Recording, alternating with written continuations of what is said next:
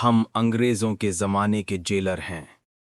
दोस्तों, गोवर्धन असरानी, या यूं कहो हमारे असरानी जी, उनका जन्म 1 जनवरी 1941 को जयपुर की रंगीन धरती पर हुआ था। वही जयपुर जहां हवेलियां हैं, जहां ठंडी हवाएं हैं और जहां हर गलियों में कोई कहानी है। वहीं एक छोटा बच्चा बैठा था जो शायद फिल्मों के पोस्टर देखकर मुस्कुराता होगा। उसे नहीं पता था कि एक दिन वही चेहरा लाखों लोगों के दिलों में हंसी बनकर बस जाएगा। उनका परिवार मध्यम वर्गीय था, पर सपनों की कोई सीमा नहीं होती, और जब दिल में कुछ कर दिखाने की आग हो तो रास्ते खुद ब खुद खुलने लगते हैं। असरानी जी ने वही किया। जयपुर से निकलकर वो पहुंचे film and television institute of India FTII, Pune, जहां उन्होंने अभिनय सीखा। पर सच कहूं, अभिनय तो उनके अंदर पहले से था। FTII ने बस उसे पहचान दी, निखार दिया। अब सोचो, एक नया कलाकार, छोटा शहर, बड़ा सपना और मुंबई की विशाल दुनिया। कितनी बार ठोकरें लगी होंगी, कितनी बार रिजेक्शन मिला होगा, पर उन्होंने हार नहीं मानी। हर ऑडिशन में, हर सीन में वो अपनी पूरी आत्मा डाल देते थे।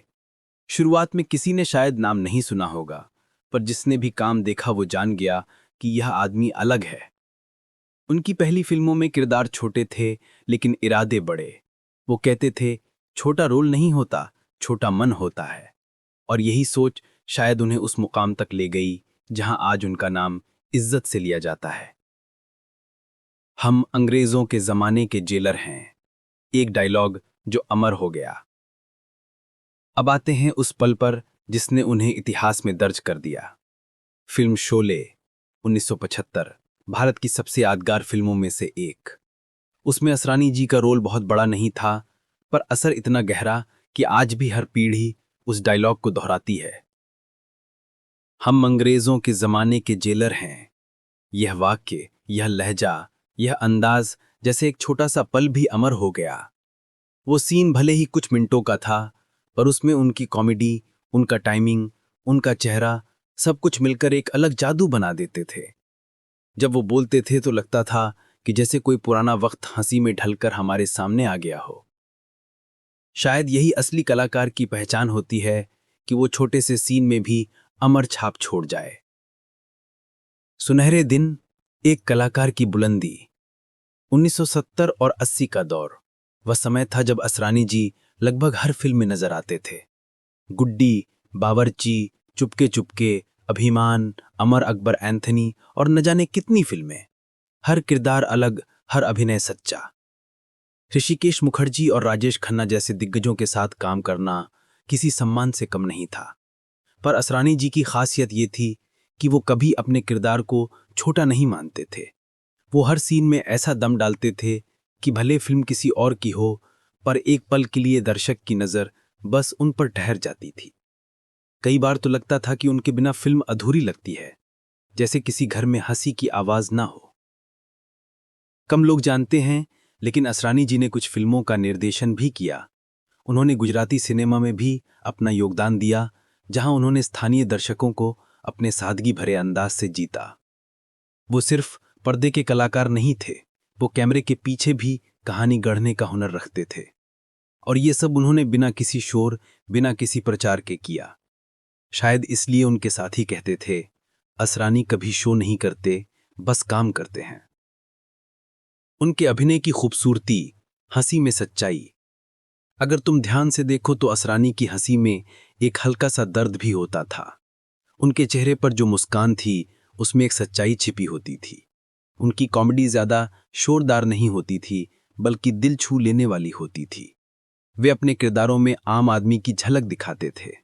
वो आदमी जो कभी परेशान होता है, कभी मजाक करता है और कभी खुद हंसते हुए अंदर से टूट जाता है।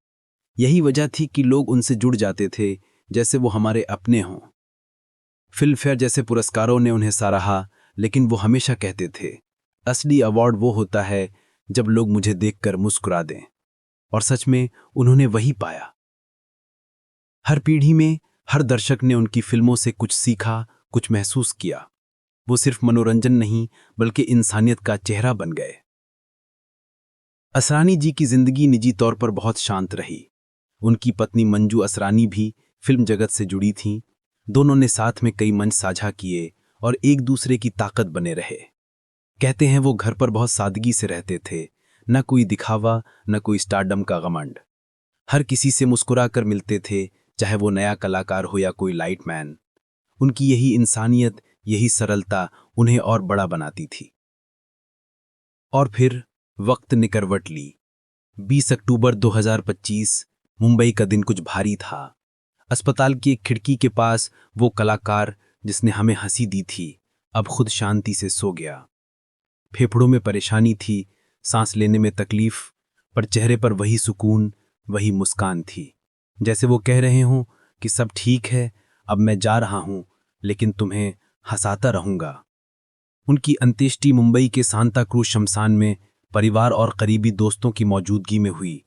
कोई तमाशा नहीं, कोई दिखावा नहीं, बस सन्नाटा, फूल और एक लंबा सफर पीछे छूट गया।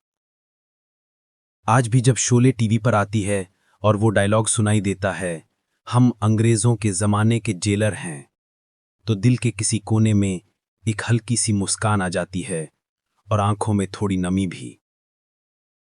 क्योंकि हम जानते हैं ये सिर्फ एक डायलॉग नहीं था, ये एक दौर था, एक आत्मा थी।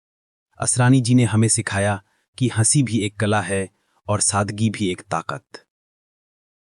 उनकी दी हुई हंसी आने वाली पीढ़ियों तक जाएगी। आज भी जब कोई नया कलाकार अपनी कॉमिक टाइमिंग सुधारना चाहता है, तो वो असरानी जी के सीन देखकर सीखता है।